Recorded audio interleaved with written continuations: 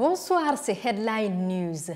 Après leur éclatante victoire sur l'Égypte en finale de la Coupe d'Afrique des Nations, les Lions du Sénégal ont été magistralement accueillis à Dakar. Des milliers de personnes de tous âges ont envahi les rues et les grandes artères de la capitale Dakar pour manifester leur joie. La foule a attendu tard le passage des Lions. Nous reviendrons dans un document spécial sur l'ambiance exceptionnelle de l'accueil des nouveaux champions d'Afrique. L'accueil a été cependant entaché par des accidents qui ont causé quelques morts. D'autre part, il a été noté près de 300 blessés.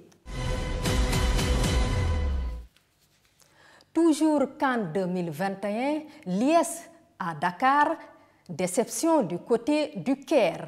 Les supporters égyptiens sont fiers de leur équipe, mais déçus après la défaite en finale.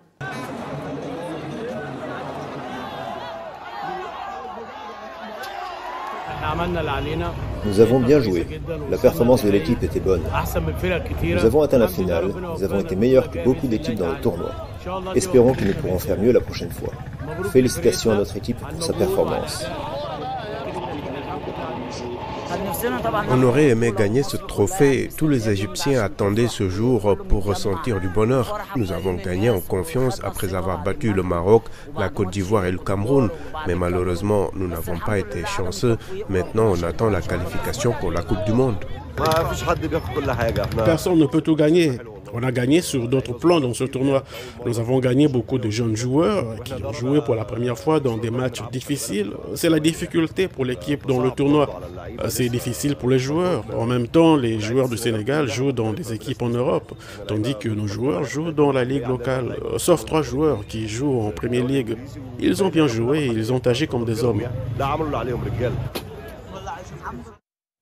Le Premier ministre malien accuse la France et Takuba, force européenne chargée de lutter contre les djihadistes dans le Sahel, de vouloir diviser le Mali. Il s'est prononcé hier à la primature où il recevait les diplomates accrédités à Bamako. Il a également critiqué les sanctions de la CEDEAO contre son pays.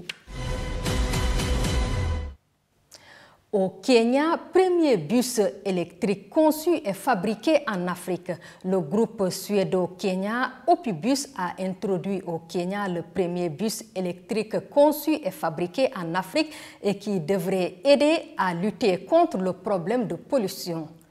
Opibus fabrique déjà des motos électriques et prévoit dorénavant de commercialiser le bus dans d'autres pays africains.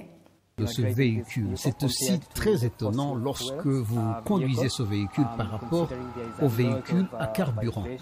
Il n'y a pas de secousses et bruit. L'électrique est assez silencieux et très élégant.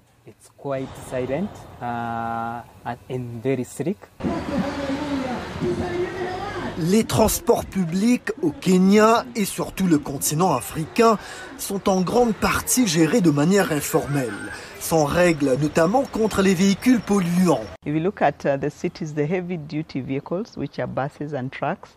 villes regorgent de véhicules tels que les bus et les camions. Ils sont un gros contributeur à la pollution, mais ils représentent aussi une opportunité. Car comment passer à des modes de transport plus propres ?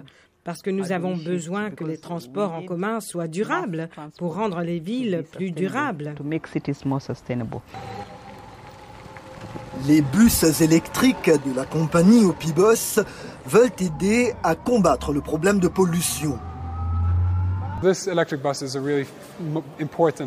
bus électrique est une première étape importante dans la transition des véhicules à carburant vers l'électrique.